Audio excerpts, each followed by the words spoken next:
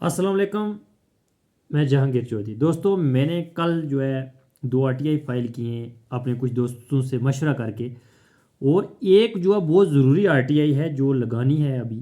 इस हमारा next step वही होगा और मैं डिटेल में आपसे बात करता हूँ कि मैंने क्या आरटीआई कौन सी लगाई है और अब लगानी जो ज़रूरी है वो कौन सी है। पहले जो मैंने आरटीआई फाइल की है वो पीआरआई प्लान पे 23-24 और 24-25 के प्लान जो है। इसमें सबसे बड़ी शिकायतें यही हैं कि पेमेंट काम भी रखेगी और पेमेंट भी हो गई और काम ज़मीन पर नहीं। कागजात में काम हुए और ज़मीन पर नहीं हुए।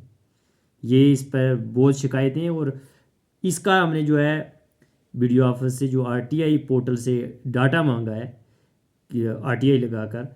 और जब हमारे पास ये डाटा आ जाएगा तब हम टैली करेंगे कि क्या ये कौन सा काम जो है किस मोहल्ले में रखा गया था, क्या वो वहाँ काम हुआ या नहीं, क्या ये ठेकेदार लोगों ने उसको ग्राउंड पर लगाया या इसी तरीके से मिलकर पेमेंट हो गई।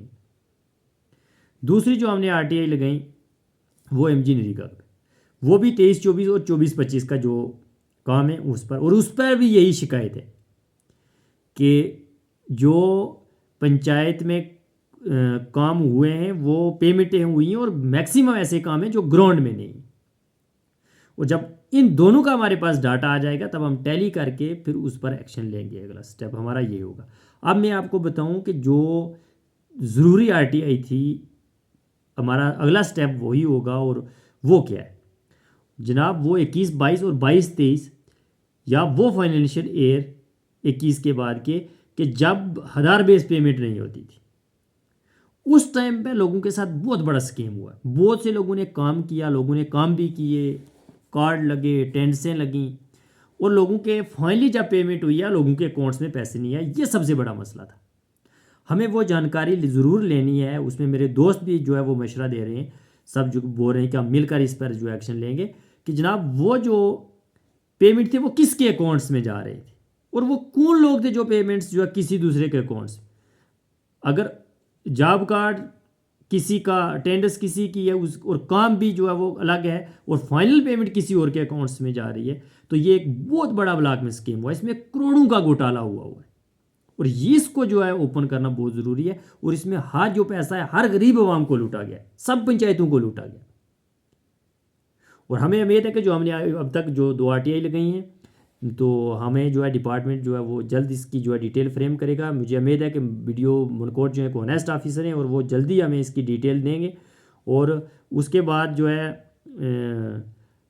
जो मैं तमाम अपने जो यहाँ के हमारे लीडर हैं जनाब जावेद राना साहब, उनसे भी गुजारिश करूँगा, हमारे ब्लॉक मनकोट की जो भी लीडर हैं या सोशल एक्टिविस्ट हैं उन सब से मेरी गुजारिश है। और इमरान जफर साहब से भी मेरी गुजारिश है कि आप सब इसमें तावन करें। मेरी इमरान साहब से बात हुई, उन्होंने कहा कि जनाब अगर कहीं भी गलत है तो मैं गलत का है तो मैं आपके साथ खड़ा हो जाऊँगा और गलत का जो है वो साथ नहीं दूंगा। तो मुझे उम्मीद है कि सब लोग जो है वो इसी तरीके से हम जो है वो सच्चाई का साथ देंगे जहाँ भी स्कैम हुआ है। और इस वक्त भी जो है स्कैम अगर हो रहे हैं तो वो क्यों हो रहे हैं। दोस्तों, हम जो है इस वक्त जो हमारी जनरेशन है पढ़ी लिखी जनरेशन है, अब एआई का दौर आ रहा है। पहले बोलते थे कंप्यूटर या स्मार्टफोन का, अब एआई का दौर आ रहा है।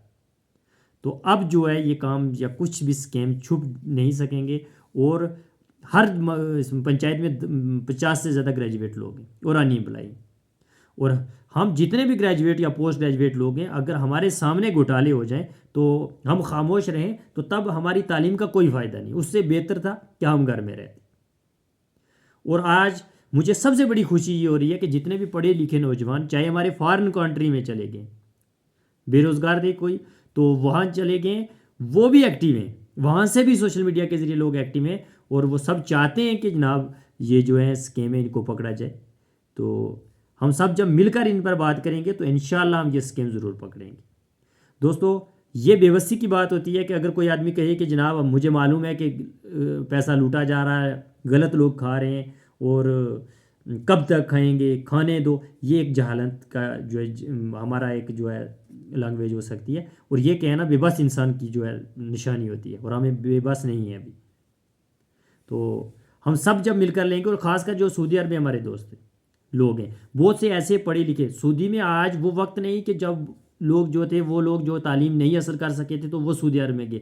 आज जो लोग, मैं सिर्फ सऊदी की बात नहीं करता, मतलब फॉरेन में जितने भी हैं, कोई दुबई, कतर, जहाँ भी हमारे पोस्ट ग्रेजुएट लोग गए हैं वहाँ, पढ़े लिखे लोग, कंपनी में कोई लेबर का काम कर रहा है, कोई कुछ कर रहा है, तो मैं उन लोगों से भी ये गुजारिश करूँगा, क्योंकि आप पढ़े लिखे लोग हैं जनाब, आपके पैसा जो है आप कहाँ भेजते हैं? बैंक्स में। और जो अगर रियाल की कीमत आप बोले 23 या 24 रुपये है, आप ये मत भूलें, और आप जानते भी हैं जो पढ़े लिखे नौजवान हैं कि आपका ये पैसा जो है सरकार टैक्स काटने के बाद आपको ये 23 रुपये देती है। आपका पैसा सरकार भी यूज़ करती है, बैंक भी यूज़ करते हैं, आपके जो आप वहाँ से पैसा भेजते हैं उससे हमारा देश चल रहा है, वो देश जो हमारे लोग जो उसको यूज़ कर रहे हैं। और आपके घर में यहाँ आप लोगों के नाम पर काम रख के आप लोगों के साथ स्कैम हो रहा है। तो हम सब मिलकर इंशाल्लाह जब इस पर मुत्तहिद होकर बात करेंगे तो हम इन जो स्कैम करने वाले लोगों को पकड़ सकते हैं, तब जाकर तरक्की हो सकती है। और जो मेरे फॉरेन में दोस्त हैं वो बात भी करते हैं मेरे साथ, और वहाँ डेवलपमेंट है, बोलते हैं जी वहाँ की रोडें, वहाँ क्योंकि वहाँ करप्शन और ये स्कैम लोगों ने रोक के रखा है। और अगर यहाँ स्कैम रुक जाएं तो मुझे उम्मीद है कि हमारे लोग जो है 50% से भी कम लोगों को यहाँ रोज़गार मिल जाएगा, जो मतलब फॉरेन में जा रहे हैं। अगर 10 लाख लोग हमारे शायद फॉरेन में, अगर ये स्कैम यहाँ रुक जाए तो अगर 10 नहीं तो 5 लाख जो है से भी ज़्यादा हमारे लोग यहाँ जो है जॉब कर सकते थे। तो इसलिए मुझे उम्मीद है कि हम सब मिलकर जब इस पर आवाज़ उठाएंगे तो ये स्कैम रुकेंगे। जब भी मेरे पास डाटा आएगा उससे पहले मैं कुछ नहीं कर सकता, तो मैं ज़रूर आपसे शेयर करूँगा और उसके बाद हम इस पर ज़रूर एक्शन लेंगे। शुक्रिया।